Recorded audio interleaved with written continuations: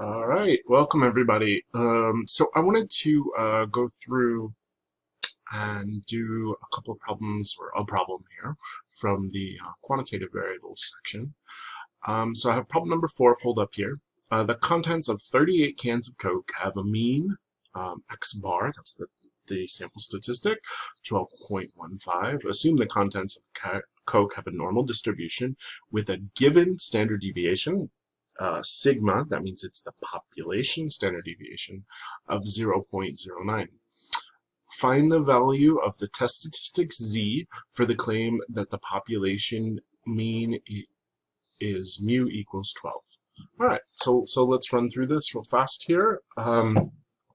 So we've got our X bar to be 12.15. We've got our mu to be 12, and we've got our sigma to be 0.09, and then the last piece I need here is my sample size. We have 38 cans. All right, so to get my z, and it will be a z here, not a t, because I know the sigma, we are going to do x bar minus mu. I need some parentheses.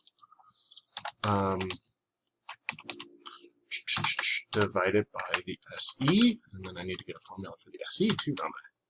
So for the SE, the standard error, in this case it is, sorry, I'm doing the formula here, I'm not actually finding it. It's the sigma divided by the square root of the n. So those are my two formulas here, so let's go ahead and do them. This one's sigma divided by the square root of n, and then the z is the x bar minus the mu divided by the SE. So I get a z, a huge z here. So let's go ahead and copy.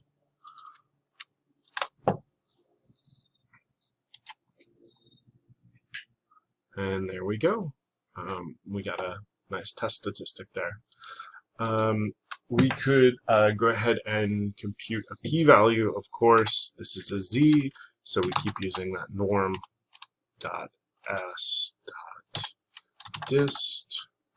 And so we can take our z and tell it, yes, of course, we want cumulative. And we see that our p-value would actually be 1 minus that, but essentially 0. Huge z here. The real formulas here, again, it's just the statistic minus the parameter divided by the SE. The SE is the only new thing here, sigma divided by square root of n. Okay, remember you gotta know sigma to be able to do this though. All right, keep working hard.